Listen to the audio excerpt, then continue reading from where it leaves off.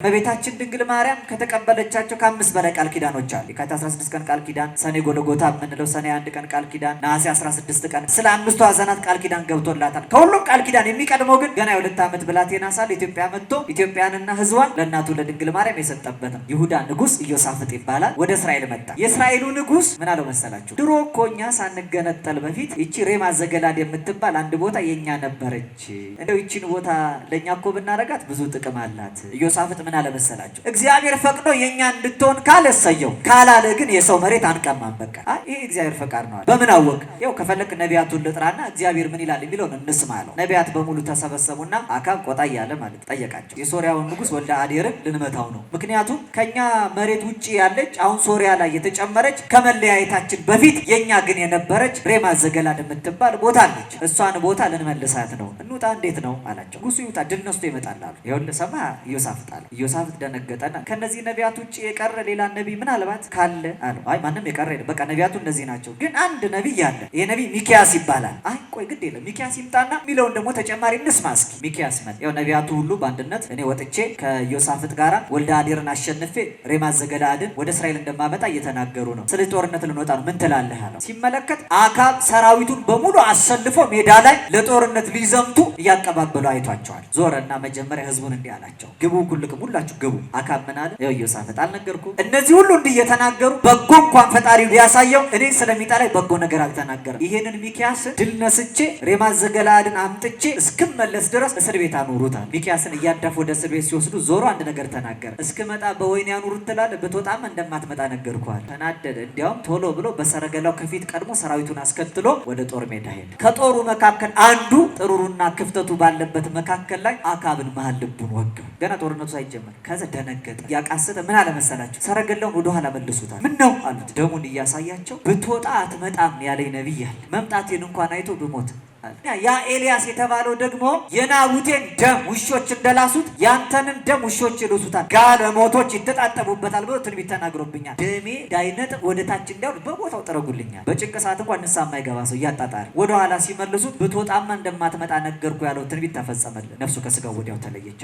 አብዝቶ ደሙ በሰረገላው ላይ ፈሰሰ። ወስደው ወንዝ ዳር ሲያጥቡት የናቡቴ ደም በምላሳቸው የላሱት ውሾች እየተክለፈለፉ መጥተው ከሰረገላው የሚንጠባጠበውን የአካብን ደም ላሱት። የክርስቶስ መንጋዎቹ እናንተ፣ እነዚያኛዎቹ ተቅበዝብዘው እረኛ እንደሌላቸው በሜዳ የተበተኑ መንጎች ነበሩ። እናንተ ግን ክርስቶስ የሚባል እረኛ አላችሁ። የዛሬው ቅዳሴ እንዲህ ባለ መልኩ ተፈጽሟል። ዛሬ ትሄዳላችሁ፣ ጉዳይ ፈጽማችሁ ተመልሳችሁ ደግሞ በሰላም ወደ ቤታችሁ ግቡ። ወዴት ግቡ? ወደ ቤተ ክርስቲያን ማለት ነው። ተመልሳችሁ በሰላም ወደዚሁ ግቡ ነው። እቱ ማለት ተመለሱ ማለት ነው እንጂ ሂዱ ማለት አይደለም። ስጋውን እንደበላችሁ ደሙን እንደጠጣችሁ፣ ስጋውና ደሙ ሰላማዊ አድርጓቸዋል። ሳትጣሉ፣ ሳትረበሹ፣ ሰማይ ከምድር ሳታጣሉ፣ ሰውን ከእግዚአብሔር ሳታጣሉ፣ ሰውን ከመላክ ሳታጣሉ፣ ነፍስ ከስጋ ሳታለያዩ፣ አሕዛብና ሕዝብን ሳታቃርኑ እንዲሁ ሰላማዊ እንደሆናችሁ በሰላም ተመለሱ ነው።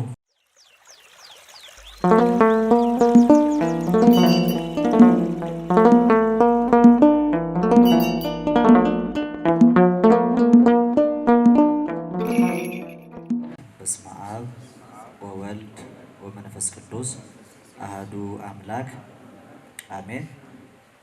በወልድ ውሉድ በክርስቶስ ክርስቲያን በመንፈስ ቅዱስ መንፈሳውያን የተሰኛችሁ ልዑለ ባሕሪ ቅዱሰ ባሕሪ ንጹሐ ባሕሪ እግዚአብሔር አምላክ የሚወዳችሁ በምሕረቱ በቸርነቱ ጥላ ቃሉን ለመስማት እጅ ለመንሳት ደጅ ለመጥናት የተሰበሰባችሁ ሁላችሁም በእግዚአብሔር ስም እንደምን ዋላችሁ?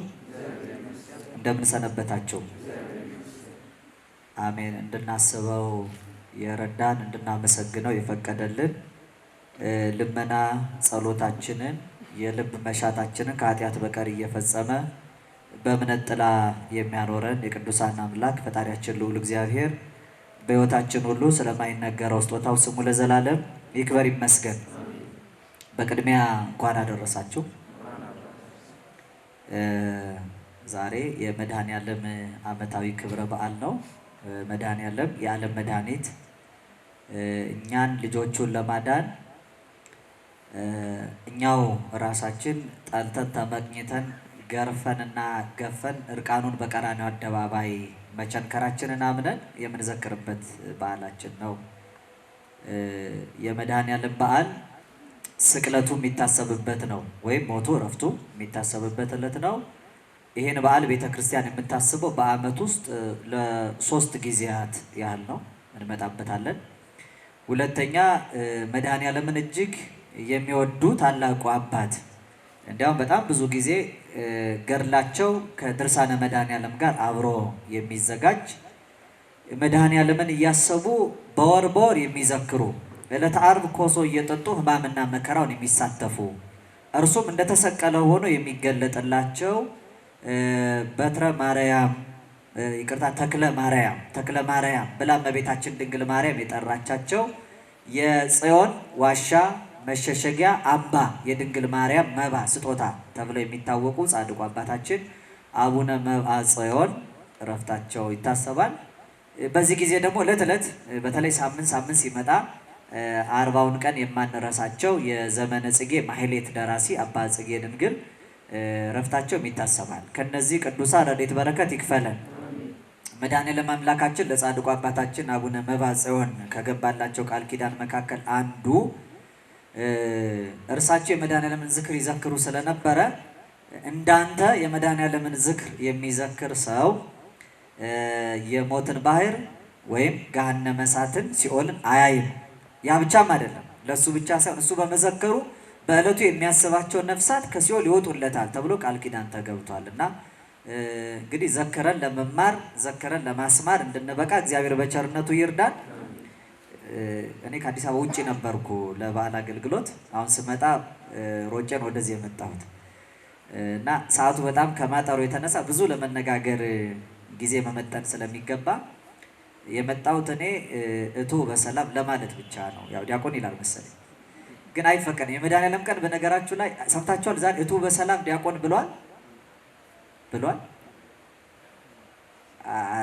አላስቀደሳችሁም ጎበዞች?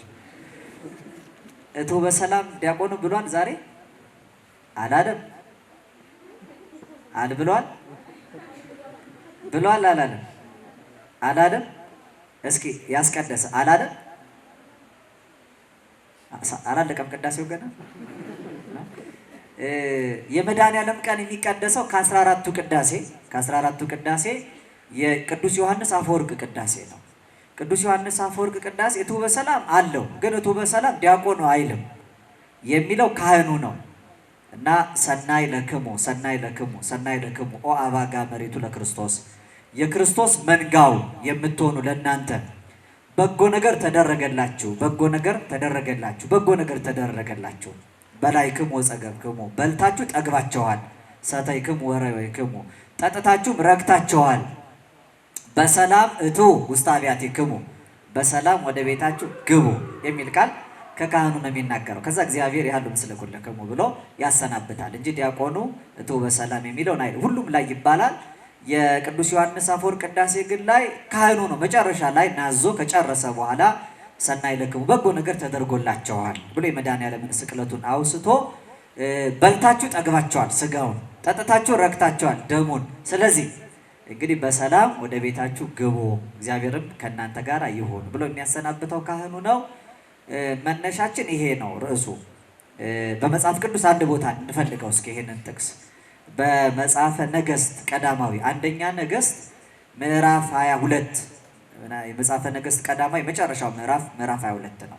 17ኛው ቁጥር ላይ እንዲህ የሚል ቃል አለ። ግቡ ኩልክሙ ወእቱ በሰላም ውስተ አብያቲክሙ፣ ሁላችሁ ግቡ በሰላም ወደ ቤታችሁ ተመለሱ። ስለማይረሳ ስለማይዘነጋ እቱ በሰላም የሚለውን መነሻ አድርገን እንማራለን። እስኪ እቱ በሉ በሰላም፣ እስኪ እቱ በሰላም በሉ።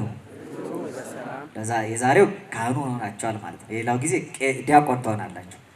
እስኪ በሉ ለሶስተኛ ጊዜ እቱ በሰላም በሉ። መልካም። ጸልዩ ወሰአሉ ለነሂ ከመ ያርሁ እግዚአብሔር አናቅጸ ቃል ወጸልዩ ሊተ ብዙሃ ከመ እክስቶ ዘክርስቶስ ምስጢረ በከመ ይደልወኒ እንግር። ሰማያዊ የሆነውን የጌታችንና የአምላካችን የመድኃኒታችን የኢየሱስ ክርስቶስን ቅዱስ የሆነ ሰማያዊ ቃል እንድንማማር የምስጢር ባለቤት አምላካችን እግዚአብሔር በቸርነቱ ለሁላችንም የቃሉን ደጅ የልቦናችንን ጆሮ እንዲከፍትልን ጸልዩ። ይልቁንም ልናገር እንደሚገባኝ መጠን ብቻ እንድገልጠው እኔንም በጸሎታቸው አግዙኝ። እኔ ለደካማ ባሪያ ተናጋሪ አንደበትን ለእናንተ ለአገልጋዮቹም ሰሚ ጆሮ አስተዋይ አእምሮ ውሳጣዊ ልቡና መንፈሳዊ ሰብዕና እግዚአብሔር በቸርነቱ ያድለን። እውቀትን ከምስጢር ጥበብንም ከማስተዋል እያስማማ ለፍጥረት ሁሉ በሚገባው የሚገባውን የሚሰጥ ልሳነ ዓለም ከሳቴ ምስጢር አምላካችን አንዱ እግዚአብሔር መንፈስ ቅዱስ ነውና በብዛ ይሩቱ በበዛ ቸርነቱ ለሁላችንም ከራቀው አቅርቦ ከረቀቀው አጉልቶ ከተሰወረው ገልጦ ከተከደነው ከፍቶ እንድንረዳ ይርዳን። ህጥይተ አምሳል እምነ አምሳላት ከምሳሌዎች ሁሉ ምሳሌ የታጣላት ምንም አይነት ምሳሌ ከምንም ተገኝቶ ክብሯን የማይገልጥላት የመስቀል ስር ስጦታ የወርሃ ጽጌ ጽጌ ጌታችን ኢየሱስ ክርስቶስን ፍሬ አድርጋ ተሸክማ የተንከራተተች መዝገበ ምስጢር የቤተ ክርስቲያናችን አንደበት ሳሪተ መርገሙ ለአዳም መድኃኒታ ለሔዋን የምንላት ለእኛ ለኃጥአን ተስፋችን ለዓለም ሁሉ የመዳን ምክንያት ላዘንነው ለተከዝነው ለተጨነቅነውና ለምናለቅሰው ከልባችን ላይ ሐዘን የራቀባት ከፊታችን ላይ እንባ የደረቀባት መጽናናት የሆነውን መድህን የወለደችልን መዋዘ ፍስሐ የደስታ መፍሰሻ በጨለማ በሞት ጥላ መካከል ለነበርነው ከድቅድቁ ጨለማ ወደሚደነቀው ብርሃን እንድንሻገር ማንም የሚቀርበው በሌለ እውነተኛ ብርሃን ውስጥ የሚኖረውን ፀሐይ ጽድቅ ጌታችን ኢየሱስ ክርስቶስን በማኅፀኗ ተሸክማ ወደ ዓለም የወለደችልን እመብርሃን ለሞተው ለተቀበረው ዓለም ከሞት በኋላም ሕይወት ከመቃብርም በኋላ ትንሣኤ የተገኘባት መሰረተ ሕይወትም በትንሣኤ ንጽሕተ ንጹሐን ቅድስተ ቅዱሳን እመቤታችን ድንግል ወላዲተ አምላክ ማርያም በአማላጅነቷ አትለየን። መድኃኔዓለም አምላካችን አማኑኤል እረኛችን በሐጾረ መስቀሉ በመስቀሉ አጠርነት ሁላችንም ከልሎ በቀደመው ስርዓት በአባቶቻችን ፍኖት በተዋሕዶ በረት ያጽናል። ዛሬ የመድኃኔዓለም ስቅለቱን የምናስብበት ነው ብያቸዋለሁ። ስቅለት በዓመት ውስጥ 3 የተለያዩ ጊዜያት ይታሰባል። ምናልባት ከገጠመ ግን 2 ብቻ ሊሆን ይችላል። እሱም በብዙ ዓመት ልዩነት ነው። ስቅለት የሚታሰበው ጥንተ በዓለ ስቅለት የሚባለው መጋቢት 27 ቀን ይታሰባል። አንድ ሁለተኛ የዚህ 2 ተውላጦች ወይም ልዋጮች ደግሞ አሉት ቀኑ። አንደኛው ከትንሣኤ ቀድሞ ባለው ዕለተ ዓርብ ስቅለት ይባላል እሱ። ሌላው ተጨማሪ ሶስተኛው የሚሆነው ደግሞ ዛሬ ስናከብር የዋልነው የመድኃኔዓለም አምላካችን የጥቅምት መድኃኔዓለም በዓል ነው። ይኸውም የመድኃኔዓለም ተስካረ ስቅለቱን የምናስብበት ተውላጠ በዓል ይባላል። ተውላጥ ማለት ወለጠ ማለት ለወጠ ማለት ነው። ራሱ ተለዋውጧል አይደል? በጣም ብዙ ጊዜ እንዲህ አይነት ካሁን በፊት በሌላ ምሳሌ መናገሬን አስታውሳለሁ። በቋንቋ ትምህርት ሜታቴቲካል ኮረፕሽን ይባላል። ሜታቴቲካል ኮረፕሽን ማለት የሌተሮች ትራንስፖዚሽን ከቋንቋ ወደ ቋንቋ ሲተረጎም እንዲህ አይነት ለዋውጥ ሊያጋጥም ይችላል። ለምሳሌ ግዕዙ ገዘረ የሚለውን አማርኛው ገረዘ ይላል። ግዕዙ ሰጠመ የሚለውን አማርኛው ሰመጠ ይላል። ይለውጠዋል ማለት ነው፣ ይለዋወጣል። ግዕዙ ወለጠ ያለውንም ወለጠንም ራሱ ሳይቀር ለውጦ ለወጠ ይላል አማርኛው። ተውላጥ የሚባለው መለወጥ ወይም መወለጥ፣ መወለጥ እንኳን አማርኛ አይደለም። ተውላጥ ውላጤ ያለው ማለት ነው። ተለውጦ ይታሰባል በዕለቱ ውጭ። ብዙ ምክንያቶች አሉት። ለዛሬ ግን መንደርደሪያ እንዲሆነን በጣም ባጭሩ አንድ በዓል ከአንድ ጊዜ በላይ ተለውጦ የሚታሰብባቸው ብዙ ምክንያቶች ተቀምጠዋል። ዋናው ግን አዋጅ ነው። ታውጆ በዚህ ቀን ብቻ ሳይሆን በሌላ ቀን ደግሞ እንደሚታሰብ ይባላል። አዋጁን የሚያመጡት ግን ብዙ ምክንያቶች አሉ። ከዚያ መካከል አንዱ ለምሳሌ በዓላቱ የሆነ ምስጢር ሲያገኙ እንደው ከዛኛው ይልቅ በዚህ ጊዜ ቢከበር የበለጠ ምስጢሩን ይይዛል ተብሎ ሊነገር ይችላል። አሁን እመቤታችን ድንግል ማርያም ወርኃ ግንቦት ስደቷ ይታሰባል አይደል? እውነተኛ ስደት ማለት የጊዜው። አሁን ግን ዘመነ ጽጌ ላይ ከጽጌ ጋር ከእመቤታችን ከቅድስት ድንግል ማርያም ምሳሌ ከምትሆንበት የሕይወት ፍሬ ኢየሱስ ክርስቶስን ተሸክማ መንከራተቷን ለማሰብ በዚህ ወር ይታሰባል። የጽጌን በዓል ስደቷን ከጽጌ ጋር አስማምተው ሌላ በዓል ለምሳሌ እንደዚሁ በተውላጥ ምስጢር ለማገናኘት የሚታሰብ ጌታችን ጥር 10 ለ11 ተጠምቋል አይደል? ከዚያ ሳይውል ሳያድር ወደ ገዳመ ቆሮንቶስ ገብቷል። በገዳመ ቆሮንቶስ ስንት ቀን ጸለየ? 40 መዓልት 40 ሌሊት። ስንት ይሆናል ስትደምሩት? ከጥር 10 ጀምሮ የካቲት 20ን እናገኛለን። 40 ሲሆን ማለት ነው። ከዚያ የካቲት 20 ከወጣ በኋላ ዮሐንስ ወንጌል ምዕራፍ 2 ላይ ምን ይላል? በሶስተኛው ቀን በቃና ዘገሊላ ሰርግ ሆነ ይላል። መቼ ማለት ነው? የካቲት 23 ቀን ጌታችን ውሃውን ወደ ወይን የለወጠው ቃና ዘገሊላ የካቲት 23። አባቶች ግን ምን ይላል? ለምስጢር እንዲመች ነገሩን የበለጠ ለማብራራት እንዲያመች አድርገው የውሃን በዓልማ ከውሃ ጋር እናክብር ብለው ጌታችን ኢየሱስ ክርስቶስ ከተጠመቀ በኋላ ጥር 12 ቀን ቃና ዘገሊላ የሚባል በዓል ይከበር። ተውላጥ የካቲት 23 ነው በዓሉ፣ ግን ጥር 12 የሚታሰበው በተውላጥ ምስጢር ለማገናኘት ተብሎ ነው። ጌታችን ጽንሰቱ የሚከበረው መቼ ነው? ጽንሰት የጌታችን መጋቢት 29። ግን አባቶቻችን መጋቢት 29 ሳይሆን ታኅሳስ 22 ቀን ብስራት ጽንሰት የሚባለው በዓል ይከበራል አይደል? ያው ያበሰረ ቀን አይደል የተጸነሰው? እመቤታችንን ባበሰረ ቀን የተጸነሰው ቅዱስ ደቅሲዮስ መፍቀሬ ድንግል ማርያም እመቤታችን የሚወደው ታላቁ አባት የጥልጥያ ሊቀ ጳጳሳት ምን አደረገ?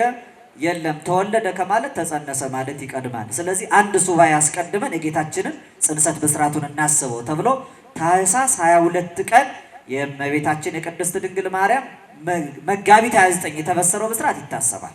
እንዲህ አይነት በጣም ብዙ በተውላጥ የሚታሰቡ በምስጢር ነገር ለማሳሳብ አካሄዱን አይቶ ነገሩን አገናኝቶ የበለጠ ለማስረዳት በሚመች መልኩ እንዲታሰባል ማለት ነው። አንደኛው ተውላጥ ምስጢር ለማስማማት ነገሩን የበለጠ አጉልቶ ለማሰብ እንዲቻል፣ ሁለተኛው በዓሉ ራሱን እንዲችል መጽሐፈ ስንክሳር ላይ መስከረም 17 ቀን ስታነቡ አባቶቻችንም ይላል ራሱን ችሎ በዓሉን እንዲከበር ከመስከረም 17 አንስተው ህዳር 17 አደረጉት ይላል። ራሱን ለማስቻል የሚል ቃል በቃል መጽሐፈ ስንክሳር ላይ ተጽፏል። ራሱን ማስቻል በዚያ መስከረም 17 ቀን የጌታችን መስቀሉ በዓል የሚታሰብበት ነው። ነገር ግን የአባታችን መምህረ ዓለም የዓለም መምህር ዮሐንስ አፈወርቅ የስጋው ፍልሰት ይታሰባል።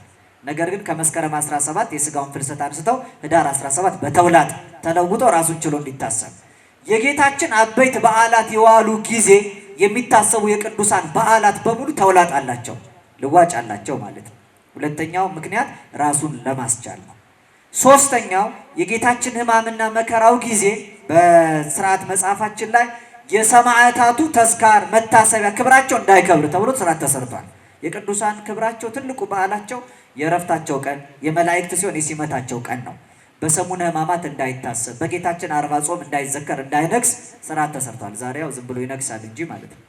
አሁን ከዚያ ለመለየትና ራሱን ችሎ ለማሰብ እንዲቻል ለምሳሌ አቡነ ገብረ መንፈስ ቅዱስ የእረፍታቸው ቀንና የቃል ኪዳናቸው መታሰቢያን ከመጋቢት 5 ብዙ ጊዜ ሕማማቱ ላይ ብዙ ጊዜ ጾሙ ላይ ስለሚታሰብ ለጥቅምት እንደ ተውላጥም ይታሰባል።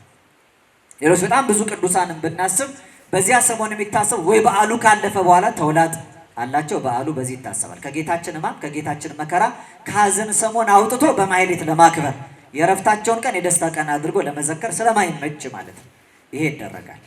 ሌላው በጣም ብዙ ምክንያት አለ። ይሄን የመጨረሻ ላድርገው። ተውላጥ የሚደረግበት ሌላው ደግሞ ትልቁ ምክንያት ዕለት እንዳይለቅ ሲፈለግ ነው። ዕለት እንዳይለቅ ሲፈለግ ማለት ለምሳሌ ስቅለት ሁልጊዜ ከአርብ እንዳይወጣ፣ ትንሣኤ ከእሁድ እንዳይወጣ እንዲህ የተባለ ጰራቅሊጦስ ከእሁድ እንዳይወጣ፣ ሌሎቹም እንደዚህ ከሰንበት እንዳይወጣ፣ ከዕለተ ዓርብ ዕርገቱ ከዕለተ ሐሙስ እንዳይለቅ እንደዚህ ምስጢር ተሰርቶ ስርዓቱን አገባብተው ቀኑን ሳይሆን ዕለቱን እንዳይለቅ አባቶቻችን እንዲህ አይነት ስራ ሰርቷል። ስለዚህ ሁል ጊዜ በቤተ ክርስቲያናችን ቀመር ትንሣኤ ከእሁድ እንዳይወጣ፣ ስቅለት ከዓርብ እንዳይወጣ ተሰርቷል። የጌታችን የመድኃኒታችን ኢየሱስ ክርስቶስ ስቅለቱ ከመጋቢት 27 ውጭ የሚከበር በሁለቱ ምክንያት ነው። አንደኛ ሕማሙ ላይ መከራው ላይ እንዳይታሰብ ለጥቅምት ተሰጥቷል።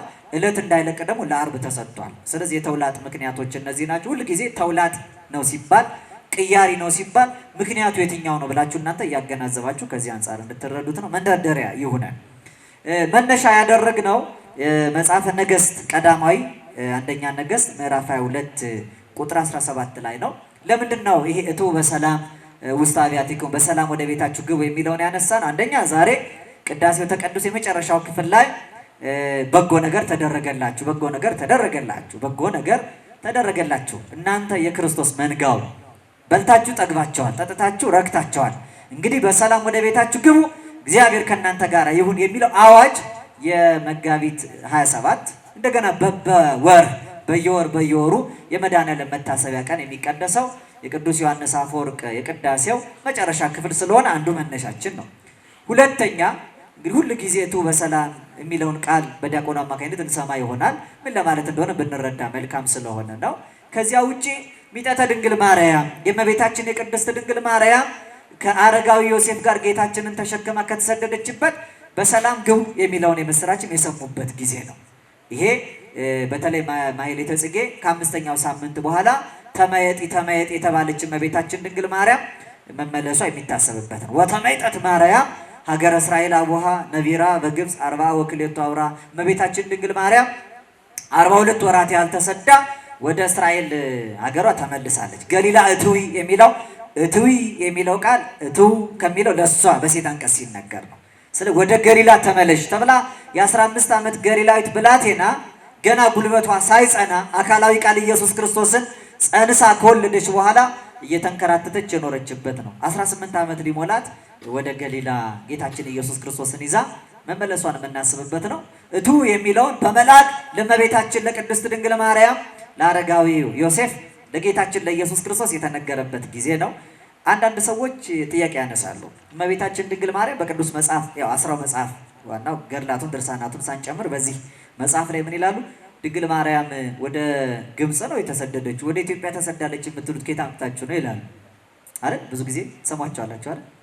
ምናልባት እኔ ትንሽ ለየት ያለ ሀሳብ አለ በዚህ ጉዳይ ላይ ስትመልሱ። ድንግል ማርያም ወደ ኢትዮጵያ መሰደዷ መች ተነገረ? ወደ ግብፅ ነው እንጂ የተሰደደችው ይሏቸዋል። እውነት ነው። እኔ ወደ ኢትዮጵያ ተሰዳለች ብዬ አላምንም በግሌ ማለት ነው። ግራ እንዳይገባችሁ በደንብ ደግሞ ስሙኝ አደር። አሁን አንዳንድ ጊዜ ደግሞ ችግር ቆርጠው የሚያስተላልፉ ሰዎችም ስላሉ ወደ ኢትዮጵያ ተሰዳለች አልተሰደደችም ሲል እውነት ነው። ወደ ግብፅ ነው የተሰደደች፣ ወደ ኢትዮጵያ ግን አልተሰደደችም። የትኛውም የቤተ ክርስቲያን መጽሐፍ ወደ ኢትዮጵያ ለመሰደዷ አስረጂ የሚነግረን የለም። ለምን መሰላችሁ? ወደ ግብፅ ተሰዳለች፣ ወደ ኢትዮጵያ ግን እንግድነት መጣለች እንጂ አልተሰደደችም። ስደት የሚባለው መከራን የሚቀበሉበት ስደት የሚባለው አይጻዳት እንዲያም የኢትዮጵያ ድንኳኖች ሲጨናነቁ አየው ብሎ ዕንባቆም እንደተናገረ ኢትዮጵያውያን ድርሳነ ቁስቋም የሚባል ጣና ቅዱስ ቂርቆስ ቁስቋም ቤተክርስቲያን ያዘጋጀው ገዳሙ ያዘጋጀው የእመቤታችን የቅድስት ድንግል ማርያም በስደት ወራት ኢትዮጵያ ስላሳለፈችው የእንግድነት ዘመናት የሚናገር ዜና ገድል አለ። በዚህ መጽሐፍ ላይ እመቤታችን ድንግል ማርያም ለ100 ቀናት መቆየቷ ተነግሯል። ለስንት ቀናት አልኳችሁ? ለ100 ቀናት። ይኸውም 3 ወር ከ10 ቀን ነው። 3 ወር ከ10 ቀኑን ግን አንድም ቦታ ድንግል ማርያም ስደትና ልመና የወጣችበት ቦታ የለም ኢትዮጵያ ውስጥ። እንዲያው ድንግል ማርያም ምን እንግድነት ትመጣለች? ባለ ርስት ሆና ተመለሰች እንጂ ሀገሩን ክርስቶስ አምላካችን የርስት ሀገር አድርጎ ሰጣት። ህዝቡንም አስራት የቃል ኪዳን ህዝብ አድርጎ ሰጣት። እንዲያውም ኡራኤልን ጠርቶ ናና ግዛቷን አሳያት፣ ህዝቡንም አስጎብኛት አለው። ወምደረዝ መጻ ኡራኤል መልአክ ወጻአና በዲበ ደመና። ከዚህ በኋላ ኡራኤል መልአክ መጣና ድንግል ማርያምን ጻአና በዲበ ደመና ይላል። ጻአና በሉ እስኪ እዚህ ጋር ጻና የሚለውን ይዘው አባቶቻችን እስከዛሬ ጣና ሲሉት ይኖራሉ። ቦታውን ጣና የተባለው ቅዱስ ኡራኤል መጥቶ ድንግል ማርያምን ጭኖ የመጀመሪያው እመቤታችን ድንግል ማርያም ከተቀበለቻቸው ከ5 በላይ ቃል ኪዳኖች አሉ። የካቲት 16 ቀን ቃል ኪዳን፣ ሰኔ ጎልጎታ የምንለው ሰኔ 1 ቀን ቃል ኪዳን፣ ነሐሴ 16 ቀን ቃል ኪዳን ተቀብላለች። በእንተ 5ቱ ሐዘናት ስለ 5ቱ ሐዘናት ቃል ኪዳን ገብቶላታል። ከሁሉም ቃል ኪዳን የሚቀድመው ግን ገና የ2 ዓመት ብላቴና ሳለ ኢትዮጵያ መጥቶ እስከ ዘመን ህልፈት እስከ ዓለም ህልፈት እስከ ዘመን ህልቀት ድረስ በዚህ ግዛት ያለው ህዝብ ያንቺ አስራት ህዝብ ነው፣ ቦታው የቃል ኪዳን ርስትሽ ነው ብሎ ኢትዮጵያንና ህዝቧን ለእናቱ ለድንግል ማርያም የሰጠበት ነው። እንግድነት መጣ ባለቤት የሆነች ድንግል ማርያም ብቻ ናት። አሁን ዛሬ ሌሎቹ አያውቁም እኮ ይላሉ አይደል? በመጽሐፋቸው የአበሻ ንጉሥ አለ ሂዱ በተሰደዱበት ዘመን እሱ ያስጠልላቸዋል አሉ። ከመጡ በኋላ ግን ወርሰን እኖራለን የሚሉ ደግሞ ሳይሰጣቸው አሉ አይደል? እንዲያውም ኢትዮጵያውያኑን ክርስቲያኑን ጭምር ከቦታ የሚያፈናቅሉ የሚያሳድዱ እኛ እንለፍ እኛ እንትረፍ እነሱ ግን ይለፉ ብለው እረፍት የሚነሱን ሰዎች አሉ። እንግድነት የመጡትን እባካችሁ እንግድነት መጣችሁ ባለቤትነት አይመራችሁ በላቸው አይደል? እኛ እንግዳ መቀበል ማለት እንዲያም ለሚመጣው እንግዳ ሁሉ ርስት አድርገን መሬት ቆርሰን የምንሰጥ እንደነበር መጻሕፍቱ፣ ገድላቱ፣ ድርሳናቱ በሙሉ ይመሰክራሉ። ስለዚህ ይጠይቋቸዋል። ማርያም ኢየሱስን ይዛ ወደ ግብፅ እንጂ ወደ ኢትዮጵያ የተሰደደች ካሏችሁ ምን ትላላችሁ? አረ ተሰዳለች እንዳትሉ። አዎ እውነት ነው። ወደ ግብፅ እንጂ ወደ ኢትዮጵያ አልተሰደደች። ወደ ግብፅ ተሰደደች። ኢትዮጵያስ እንግድነት መጣ ባለቤት ሆነች፣ ባለ ርስት ሆነች እመቤታችን። ስለዚህ ህዝቡን የአስራት ህዝብ ምድሪቱንም ደግሞ የቃል ኪዳን ርስት አድርጎ ጌታችን ኢየሱስ ክርስቶስ እስከ ዓለም ህልፈት እስከ ዘመን ህልቀት ድረስ እመቤታችን አፍጣኒተ ረድኤት ረድኤትን ፈጥና የምታመጣ ሆና ምድሩን ትጠብቃለች እና እርሷም እትዊ የሚለውን በሰላም ተመለሺ የሚለውን ቃል የሰማችበት ስለሆነ መነሻ እናደርጋለን። ደግሞ ጊዜው አሁን አገሪቷ ላይ የምንሰማው አንዳንድ ነፋስ ስላለ ለሱ በጣም የተመቸ ታሪክ ስላለ ነው። እንዲያውም የበለጠ በማያያዝ መጽሐፈ ነገሥት ካልዕ ላይ ያለውን ምዕራፍ 22 መነሻ ያደረግነው ማጠቃለያ እናድርገው። እሱ እንዲህ ይላል፣ ሶርያና እስራኤል ሳይዋጉ ጦርነት ሳይገጥሙ 3 ዓመት በሰላም ተቀመጡ ይላል። ስንት ዓመት አልኳችሁ? ያለ ጦርነት የምንቀመጥበት እንደው 3 ዓመት አለ። 3 ደቂቃ እግዚአብሔር በቸርነቱ ያድለን። ሞት የማንሰማበት፣ እርስ በርስ መተላለቅን የማናደምጥበት። ለዚያውም እኮ አንድ ሀገር ከአንድ ሀገር አይደለም እንደተባለው። እኛ እርስ በርስ የምንጣላ የምንነቃቀፍ ነን። ደግሞ የቤት ስራ ይሰጡናል። ትንሽ አረፍን፣ ትንሽ ተረጋጋን የምንልበት ትንፋሽ ልንስብ ተቃረብን ስንል ደግሞ ሌላ ፕሮፖዛል እየቀረጹ በሙሉ እረፍት እንዳይኖረን ጭምር። ልክ እንዲህ አይነት ታሪክ ነው የምናነባው። ከዚያ በኋላ ምን ይላል? በ3ኛው ዓመት ግን ይላል አንድ የይሁዳ ንጉሥ ኢዮሳፍጥ ይባላል ወደ እስራኤል መጣ። ወደ እስራኤል ሲመጣ የእስራኤሉ ንጉሥ በጣም ለየት ያለ ጠባይ ያለው ጭር ሲል አልወድም አይነት ሰው ነው። ምን ማለት ነው? ስኩር በደም የሰከረ ሰው ነው። በቃ ደም ማፍሰስ ስራው ነው።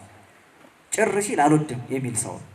ስለዚህ ምን አለ ኢዮሳፍጥ ሲመጣ ነገር ሳበና አንድ ፕሮፖዛል ጥናት አቀረበለት። ምን አለው መሰላችሁ?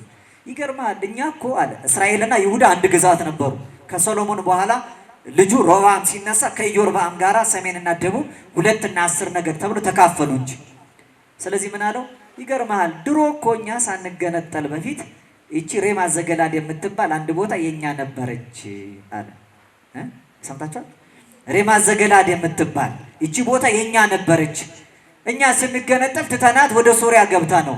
በጣም ብዙ ጥቅም ሰጠናለች። ከብዙ ሀገራት አዋሳኝ ናት። እንደ ንግድ መናኸሪያም ትጠቅመናለች። ስለዚህ እንደው ይቺን ቦታ ለኛ እኮ ብናረጋት ብዙ ጥቅም አላት የሚል ፕሮፖዛል አቀረበ። ማን ነው እሱ ያቀረበው? አካብ፣ የእስራኤል ንጉሥ አካብ ነው። አካብ ማለት ኤልያስን የገፋ የናቡቴን ደም ያፈሰሰ እውነተኛዎቹን ነቢያት በሙሉ ደማቸውን በማፍሰስና ሐሰተኛ ነቢያትን በመቀለብ የጣዖት ነቢያትን በመቀለብ የሚታወቅ ሰው።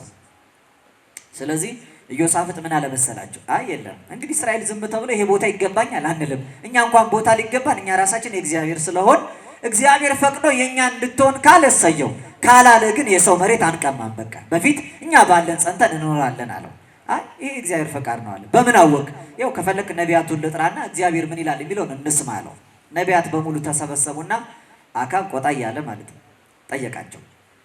እኔና ኢዮሳፍጥ ዘምተን ወልደ አዴር ይባላል የሶሪያ ንጉሥ፣ የሶሪያውን ንጉሥ ወልደ አዴርን ልንመታው ነው። ምክንያቱም ከኛ መሬት ውጪ ያለች አሁን ሶሪያ ላይ የተጨመረች ከመለያየታችን በፊት የኛ ግን የነበረች ሬማት ዘገለአድ የምትባል ቦታ አለች።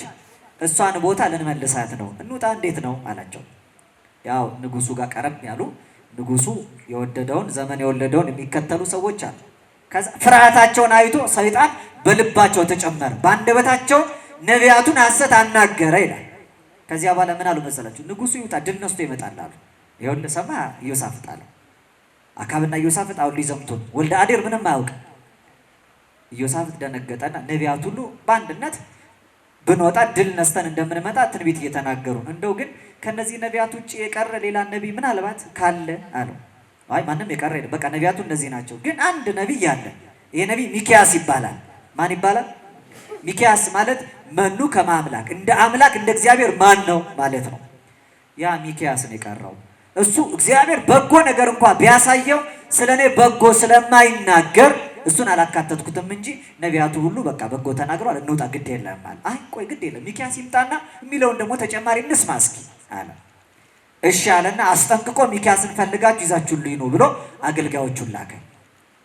ቁጥር 14 ላይ ምን ይላል? አንደኛ ነገሥት ምዕራፍ 22 ቁጥር 14 ላይ ሚክያስንም ሊጠራ የሄደ መልእክተኛ ወደ ሚክያስ በገባ ጊዜ እንዲህ አለው፣ ነቢያቱ ሁሉ ስለ ንጉሱ አካብ ከእግዚአብሔር የታያቸውን መልካም ነገር በአንድ አፍ በጎ ተናግረዋል።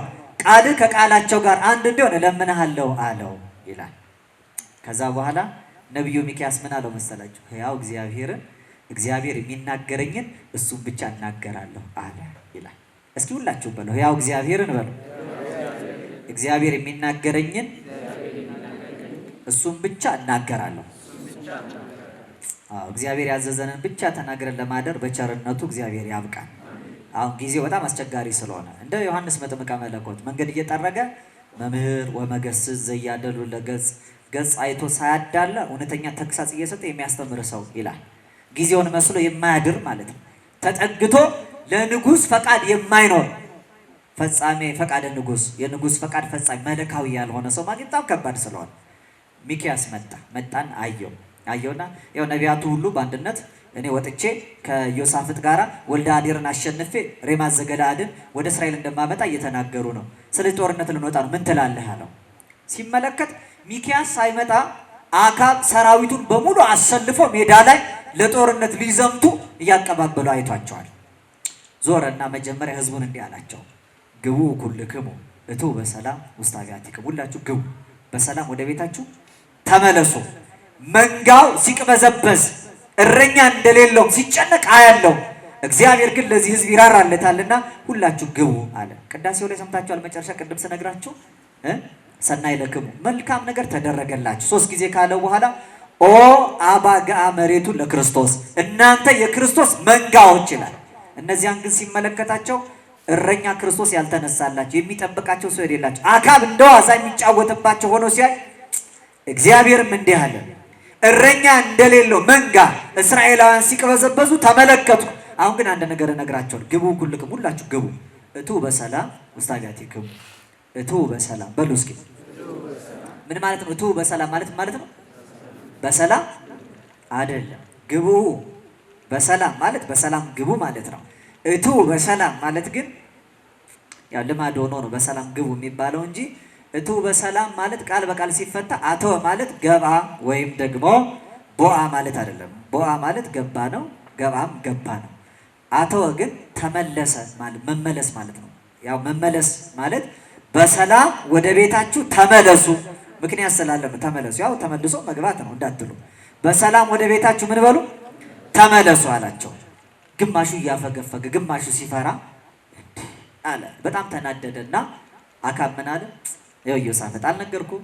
እነዚህ ሁሉ እንዲህ እየተናገሩ በጎ እንኳን ፈጣሪው ሊያሳየው እኔ ስለሚጠላኝ በጎ ነገር አልተናገረም። በሉ ይሄንን ሚክያስን እኔ ድል ነስቼ ሬማት ዘገለዓድን አምጥቼ እስክመለስ ድረስ እስር ቤት አኖሩት አለ።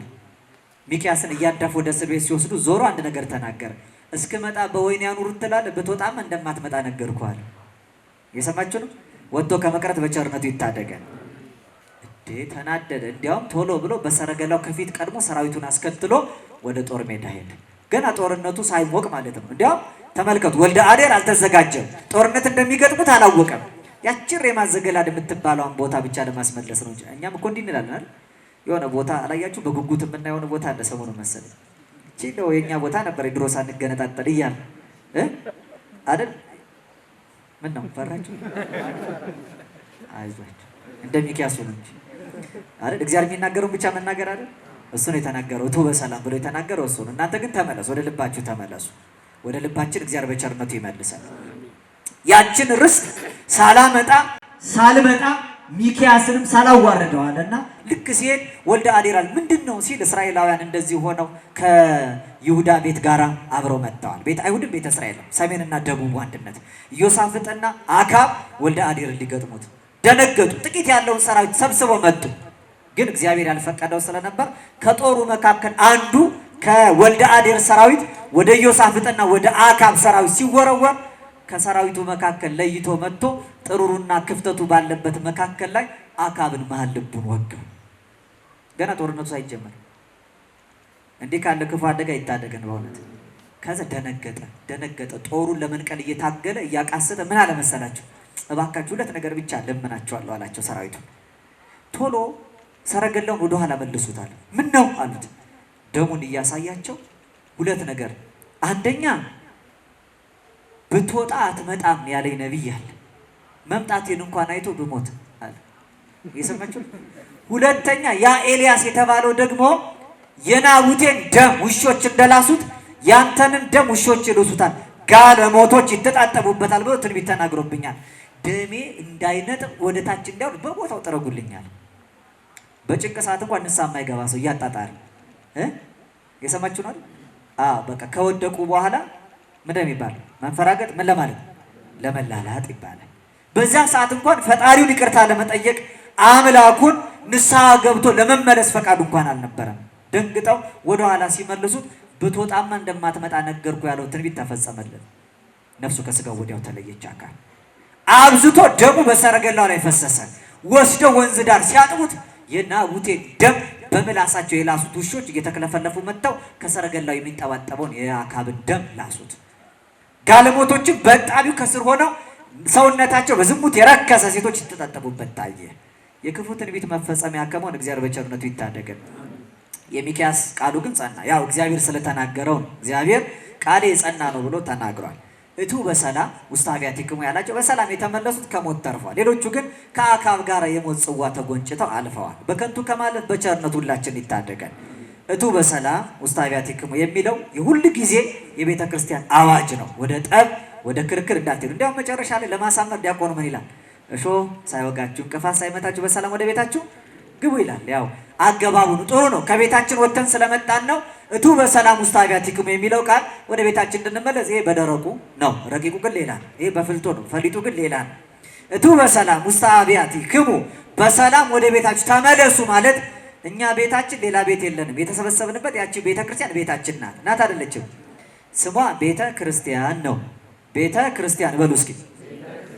ክርስቲያኖች እነማን ናቸው? እነ ቄሴ እነ ዲያቆኑ ናቸው፣ እነ ጳጳሱ ናቸው ክርስቲያን የሚባል እነሱን ጨምሮ እኛ ምንን አይደለንም። ቤተ ክርስቲያን የክርስቲያኖች ቤት ይችናል። ቅዳሴው ሲያልቅ የዛሬው ቅዳሴ እንዲህ ባለ መልኩ ተፈጽሟል። ስለዚህ ዛሬ ትሄዳላችሁ፣ ጉዳይ ፈጽማችሁ ተመልሳችሁ ደግሞ በሰላም ወደ ቤታችሁ ግቡ። ወዴት ግቡ? ወደ ቤተ ክርስቲያን ማለት ነው። ተመልሳችሁ በሰላም ወደዚሁ ግቡ ነው። ተመልሳችሁ ኑ ለማለት ነው እንጂ በቃ ሂዱ ብሎ ሰሮተ ህዝብ ይባላል በልማድ ህዝብ መበተኛ ቃል ተብሎ ተነግሯል። ራሱ የሰማችሁ ሰሮተ ህዝቡ ተበተነ እንደ ይባል እቱ ሳይባልም አይበተንም ይላል ሰው። እቱ ማለት ተመለሱ ማለት ነው እንጂ ሂዱ ማለት አይደለም። ሂዱ ውጡ የተባለ ጻው የተባለ ጊዜ ብቻ የሚወጡ ሰዎች ካሉ መውጣት ያለባቸው መቼ ነው? ጻው ሲባል። እቱ ከተባለ ግን እንደው ለስጋዊ ጉዳይ ለጊዜያዊ ኑሮ ብዙ ነገር መፈጸም ይጠበቅባቸዋል። ፈጽማችሁ ዳግም በእንግድነት በስደት ዘመን የምትጠለሉባት ቤታችሁ ይቺ ቤተ ክርስቲያን ናትና በሰላም ወደዚች ቤተክርስቲያናችሁ ተመለሱ ማለት ነው። ይሄንን የምታገኙት በአግባቡ በዚህ በቅዱስ ዮሐንስ አፈወርቅ ቅዳሴ ላይ ነው። ምን ይላል? ሰናይ ለክሙ በጎ ነገር ተደረገላችሁ። ይኸው ሰናይ ለክሙ መልካም ነገር ተደረገላችሁ። ሰናይ ለክሙ መልካሙ ነገር ተደርጎላቸዋል። ኦ አባጋ መሬቱ ለክርስቶስ የክርስቶስ መንጋዎቹ እናንተ። እነዚያኛዎቹ ተቅበዝብዘው እረኛ እንደሌላቸው በሜዳ የተበተኑ መንጎች ነበሩ። እናንተ ግን ክርስቶስ የሚባል እረኛ አላችሁ። ያ እረኛ እየጠበቀ እናንተ ስትሰቡለት አያርዳችሁም። እንዲያም ራሱን አርዶ አወራርዶ የሚያበላ ቅዳሴው መግቢያ ላይ መኑ ዘርእ መራዊ ዘይጠብ ስጋው በጊዜ ከብካብ ወይትበላ ለግሙራ። እንዲህ አይነት ሙሽራ ማን አይቶ ያውቃል? ሰርግ ጠርቶ የሙሽሪትን ቤት የኛን ማለት ነው። እኛ ሙሽሮቹ እኛ ነን እኮ። ቤተክርስቲያን ሙሽራ ናት። ቤተክርስቲያን ብሂል ነፍሰ ክርስቲያን ብሂል። ቤተክርስቲያን ማለት የክርስቲያኖች ነፍስ ናት ብሎ ቅዱስ ቀለሚጦስ ፈቶታል። ስለዚህ ቤተክርስቲያን እኛ ነን። ሰርግ ጠርቶ በሰርጋችን ቀን ራሱን ደግሞ የሚያበላን የሚያጠጣን እንዲህ ያለ ሙሽራ ያበላንና ያጠጣን ደግሞ ዛሬ መድኃኒዓለም እናስብ የለ የቆረሰው ስጋው ያፈሰሰው ደሙ ሰላም ነው። ሰላሜ እሁበክሙ ሰላሜን እሰጣቸዋለሁ ወሰላም አቡየ አሐድግ ለክሙ የአባቴን ሰላም እተውላቸዋለሁ። ሰላሜን እተውላቸዋለሁ የአባቴን ሰላም እሰጣቸዋለሁ ብሎ የመጣው ክርስቶስ ነው። ሰላሙን ሰጥቶናል። ያ የሰጠን ሰላም የተወልን ሰላም በሰላም ቤት በቤተ ክርስቲያን የምናገኘው ቅዱስ ስጋውና ክቡር ደሙ ነው። አላያችሁ? በተቀደሳት ስለ ቅዱሳት ስለ ስጋውና ደሙ ጸሎት ሲደረግ በተቀደሳት ይለና ሰላማዊት ሰላም ናስተበቁ ከመ እግዚአብሔር ያስተሳልመን በሳይለ ዚአሁ አንድ ስለምታደርግ ስለምታስማማ ሰላምን ስለምትሰጠው ስጋውና ደሙ እግዚአብሔር በይቅርታው አንድ ያደርገን ዘንድ ሰላማዊያን ያደርገን ዘንድ ያስማማን ዘንድ ስለ ስጋውና ደሙ እንማልዳለን፣ ስለ ሰላም እንማልዳለን ይላል መጽሐፍ። ስለዚህ ሰላማዊት ናት ስጋውና ደሙ። በሰላም ማለት ስጋውን እንደበላችሁ ደሙን እንደጠጣችሁ በላዕክሙ ወጸገብክሙ በላችሁ ይኸው ጠገባችሁ፣ ሰተይክሙ ወረወይክሙ ጠጣችሁ ደግሞ ምረካችሁ ይላል። ነፍስ ከስጋ ተጣልቶ ነበር፣ አሁን በልቶ ጠጥቶ ስጋ ከነፍስ ተስማማ። ሰማይ ከምድር ተጣልቶ ነበር፣ በልታችሁ ጠጥታችሁ ጸሎታችሁ በምድር ብቻ አይቀርም፣ ወደ ሰማይ ደግሞ ያደርጋል። ለዚህ ነው እኮ ወሶበ ይበው ውስተ ልብ ንጹህ አሜሃ ያነቃውን ለተናግሮ በንጹህ ልብ የወደቀን ቅዱስ ዮሐንስ አፈወርቅ በቅዳሴው ላይ ብሏል። በንጹህ ልብ የወደቀ እንደሆን በልሳነ ነፍስ ያናግራል። በነፍስ ቋንቋ የተነገረውን እግዚአብሔር ደግሞ ይሰማል። ከስጋው ደግሞ በፊት ጸሎታችሁ የቂም ነው። ጸሎቱ ለመስተቀይም ከመዘር ዘወድቀ በማእከለ አሷክ ቂም ይዞ የሚጸልይ ሰውማ ጸሎቱ በእሾህ መካከል የወደቀ ዘርን ነበር የሚመስለው። ወጸሎቴ ይገባ ውስተ ሕጽኔ ዳዊት ምን አለ? ጸሎቴ ወደ ብብቴ ወደ ራሴ ተመለሳል። በቃ ምድር ከሰማይ ተጣልቶ ይኖር ነበር። ጸሎት እንዳያርግ ወደ ሰማይ ራስን በደመና ከደንክ። ነቢዩ ኤርምያስ በሰቆቃው ኤርምያስ ላይ ተናግሯል። ጸሎት እንዳያርግ እግዚአብሔር ራሱን በደመና ከድኖ ነበር። በመስቀል ላይ ግን ሰላምን ባደረገበት መስቀሉ ላይ ስጋውን ሲቆርስ ደሙን ሲያፈስ መስተጻርራን መስተቃርናን የነበሩት ተስማሙ። ሰላም ተደረገ። ነፍስ ከስጋ ተስማማ፣ ሰማይ ከምድር ተስማማ፣ ሰው ከመላእክት ተስማማ፣ ሰው ከእግዚአብሔር ተስማማ፣ አሕዛብ ከሕዝብ ተስማሙ። እነዚህ ሰባቱ ተቃራኒዎች ነበሩ። ምኖች ነበሩ? ተቃራኒዎች በሉ እስኪ። ተቃራኒ ማለት ነው የተመሳሳይ ተቃራኒ። አቤት መስተቃርናን ይባላል። ተቃረነ ማለት ቃል በቃል ሲፈጥ የማይስማማ ነው። ጥሩ ተቃረነ የሚለው መነሻ ግስ ግንዱ ቀርን የሚለው ነው። ቀርን ማለት ቀንድ ማለት ነው። ተቃራኒ ነው ማለት የሚቀናዳ ነው ማለት ነው። ምን ማለት ነው? በቀንዱ የሚጣላ ቀንድ ደግሞ ለመውጋት ለመመከት አይደል የሚያገለግለው? ለጦርነት ለጸብ ነው የሚያገለግለው። ወይስ እንስሳት በቀንዳቸው ቆፍረው ይበላሉ? ምን ያደርጉበታል? ቀንዱ ዋናው ዓላማ ምንድን ነው? አዎ የጥል መሳሪያ ነው። ተቃራኒ ነው ሲባል የሚቀናዳ ነው ማለት የሚጣላ ነው፣ እርስ በርሱ የማይስማም። እነዚህ አይስማሙም ነበር። ስጋውና ደሙ ሲሰጥ ግን ሰላማዊ ሆኗል። ሰው የነዛ ተስማምተዋል። መስተሳልም ሰላም አድራጊው ክርስቶስ ሰላምን እተውላችኋለሁ ስለ ስጋውና ደሙን የተቀበሉላችን በሰላም ወደ ቤታችሁ ግቡ ማለት ነው። ስጋውና ደሙ ሰላማዊ አድርጓቸዋል። ሳትጣሉ፣ ሳትረበሹ፣ ሰማይ ከምድር ሳታጣሉ፣ ሰውን ከእግዚአብሔር ሳታጣሉ፣ ሰውን ከመላክ ሳታጣሉ፣ ነፍስ ከስጋ ሳታለያዩ፣ አሕዛብና ሕዝብን ሳታቃርኑ እንዲሁ ሰላማዊ እንደሆናችሁ በሰላም ተመለሱ ነው። የመጨረሻው ግን በሰላም ወደ ቤታችሁ ተመለሱ ማለት ቤታችን እኛ ሀገራችን በሰማይ ቤታችን በሰማይ። ሁለተኛ ቆሮንቶስ ምዕራፍ 5 ቁጥር 1 ወነአምር ከመ ለእመሂ ተነስተ ቤተ ማይደረነ ዘበምድር ብነጻ በኀበ እግዚአብሔር በሰማይ ዘኢገብሮ ወደሰብ። ምድራዊ መኖሪያ ጊዜያዊ መጠለያ ይሄ ጊዜያዊ በሰላም ግቡበት የተባለው እሾህ ሳይወጋን እንቅፋት ሳይመታን ሂዱ የተባለው ይፈርሳል። ግን አይዟችሁ በሰማይ በሰው እጅ ያልተሰራ ሕንፃ በእግዚአብሔር ፊት አለን ይላል። ቤት በሰማይ አባት በሰማይ ሀገር በሰማይ ርስት በሰማይ መኖሪያ በሰማይ አለን። ስፍራ ላዘጋጅላችሁ በአባቴ ቤት ብዙ መኖሪያዎች አሉ እንደተባለ በሰማይ ብዙ መኖሪያ አለን። ስለዚህ እኛ ቀድሞ የነበርነው ገነት ቤታችን ነው። አሁን ከገነት ቤት ተባረን አልተባረርን? ክርስቶስ የተሰደደው የእኛን ስደት ለመካስ ነው። እሱ በሰላም ተመለሱ ተብሎ ለነሱ እንደተነገረ ለእኛም አሁን በሰላም ተመለሱ የሚለው ቃል የሚስማማው ለየት ነው? ጊዜያዊቷ ቤተክርስቲያናችን ናት። ያችን ላይኛይቱ ናት። ላይኛይቱ ጽዮን በነፃነት የምትኖር መንግስተ ሰማያት የምትሰጠው ቤታችን እሷ ናት። በጊዜው እረፍት በነፍሳችን ገነት ለዘላለማዊ ገብቶ መውጣት አግኝቶ ማጣት የሌለባት ከብሮ መዋረድ ሐሳር የማይገኝባት እግዚአብሔር ለወዳጆቹ ያዘጋጃት ያቺ ሰማያዊቷ ቤት አለች። ከሷ ተግዘን መተን ስደት ላይ ነው ያለነው። ለስደታችን በክርስቶስ ካሳ ተፈጽሟል። አሁን ግን በፈቃዳችን ደግሞ ተሰደን ከዚያችን እንዳንርቅ በሰላም ወደ ቤታችሁ ወደ ገነት ርስታችሁ ተመለሱ ተብሏል። ስጋው ደሙን በልተን በንስሐ ሕይወታችንን ጎብኝተን በምክረ ካህን ተመርተን በሰላም ወደ ቤታችን ለመግባት እንድንችል እግዚአብሔር አምላካችን ሁላችንም ይርዳን። ጌታችን ኢየሱስ ክርስቶስ ከእናቱ ጋር ከተሰደዱበት በሰላም ተመለሱ ተብሎ እንደተነገራቸው ወደ ገሊላ በሰላም እንደተመለሱት እኛም በሰላም ወደ ቤተክርስቲያን ለመመለስ እግዚአብሔር ያብቃን። የዛሬው የማክሰኞ ጉባኤ አሁን አልቋል። በሰላም ግቡ ማለት ነው። በሰላም ተመለሱ ማለት ወደ መኖሪያ ቤታችን ወደ እንቅልፍ ቦታችን ሳይሆን ዳግም ማክሰኞ ደግሞ በጋራ ተገናኝተን በዚህ ስፍራ ለመማማር ቃሉን ለመብላት ቃሉን ለመጠጣት እንድንችል እግዚአብሔር በቸርነቱ ይርዳን። ወደ ገነት ርስታችን የምንገባበትን እግዚአብሔር በጎ ምግባር መልካም ትሩፋት እንድናጸና በቸርነቱ ሁላችንም ይርዳን። ቂም በቀል፣ መገፋፋት፣ መጣላት በሰለጠነበት በዚህ ዓለም ላይ እሱን መውደድ በልባችን በጎ አምልኮቱን በሊናችን አጽንቶ ደስ ከማያሰኘው ክፉ ሕሊና ሁላችንም ለይቶ በቀኙ አቁሞ የአባቴ ቡሩካን በሰላም ወደ ቤታችሁ ተመለሱ የሚለውን ቃል ከእርሱ እንድንሰማ በቸርነቱ የሁላችንን ፍጻሜ ያሳምርልን። ወእመይ ስሕትኩ አንትሙ ለበመንፈስ አርቱኒን ያላገባብ የጨመርኩትን ስቼ ያጎደልኩትን መንፈሳውያን እግዚአብሔር ቤተሰቦች ወንድም እህቶቼ አርሙኝ። ግቡ ኩልክሙ እቱ በሰላም ውስተ አብያቲክሙ፣ ሁላችሁ ግቡ በሰላምም ወደ ቤታችሁ ተመለሱ። መጽሐፈ ነገሥት ቀዳማዊ ምዕራፍ 22 ቁጥር 17። ወስብሐት ለእግዚአብሔር።